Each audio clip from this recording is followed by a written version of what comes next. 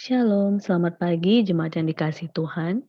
Hari ini kita akan merenungkan kebenaran firman Tuhan dari Matius pasal 11 ayatnya yang 11 sampai 15. Matius pasal 11 ayatnya yang ke-11 sampai 15. Saya akan membacakannya untuk kita semua.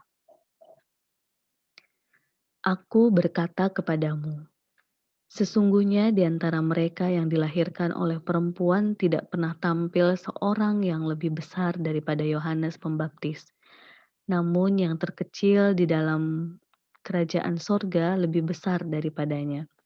Sejak tampilnya Yohanes Pembaptis hingga sekarang, kerajaan sorga diserong dan orang yang menyerongnya mencoba menguasainya. Sebab semua nabi dan kitab Taurat bernubuat hingga tampilnya Yohanes. Dan jika kamu mau menerimanya, ialah Elia yang akan datang itu. Siapa bertelinga, hendaklah ia mendengar. Jemaat yang dikasih Tuhan, bagian ini bagian di mana Yesus bukan sedang mendukung Yohanes Pembaptis secara politis karena situasi saat itu, konteks saat itu, tetapi Yesus sedang memberitahu tentang hal kerajaan sorga, di mana Yohanes Pembaptis adalah orang yang tampaknya tidak sesuatu yang wow pada masa itu, tetapi justru dialah yang dianggap oleh Yesus dalam kacamata Allah sebagai orang yang memiliki tempat yang besar dalam kerajaan sorga. Artinya, apa yang dilakukan oleh Yohanes dalam pelayanannya, ia terus menyuarakan persiapan untuk sebuah kedatangan Yesus dalam konteks juga menyambut ataupun mempersiapkan diri dalam kerajaan sorga. Salah satu hal yang sering disuarakan oleh Yohanes adalah pertobatan. Dan ini yang menjadi kunci ketika kita berbicara tentang hal kerajaan sorga, ada sebuah pertobatan dalam diri kita untuk menerima Sang Mesias atau Yesus Kristus. Yang menarik, jemaat yang dikasihi Tuhan, ketika dikatakan oleh Yesus, jika kamu mau menerimanya. Kata mau menerima, di sini kita disadarkan bahwa dalam menerima kebenaran itu bukan hanya pikiran yang berperan, tetapi juga kehendak. Apalagi kita dalam PPAGKJ sadar bahwa manusia itu memiliki kehendak bebas dalam kehidupan imannya. Banyak orang yang pikirannya mau menerima, menyetujui sebuah ajaran, tetapi kehendak atau kemauannya tidak mau menurutinya.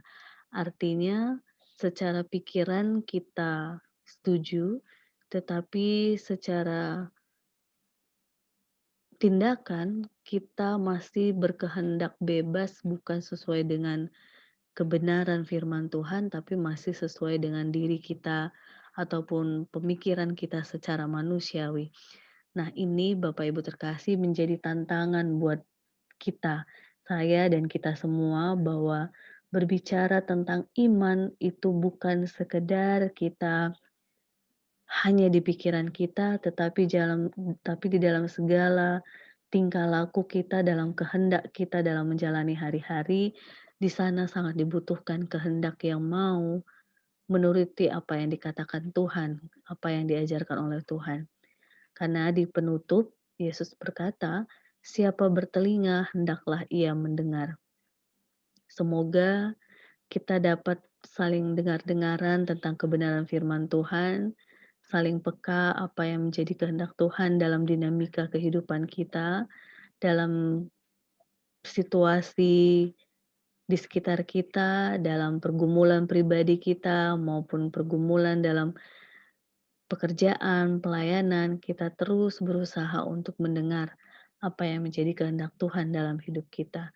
Tuhan memampukan kita, Bapak Ibu terkasih, teman-teman pemuda atau siapapun yang mendengarkan bagian dari renungan pada hari ini, semoga kita mampu terus beriman kepada Tuhan dan menghayati kehidupan pertobatan kita dengan juga mengubah kehendak kita yang tadinya dominan manusiawi kita menjadi sisi ilahi Allah lah yang terus kita perjuangkan ada dalam diri kita melalui kekuatan yang diberikan lewat Roh Kudus. Tuhan memberkati kita. Amin.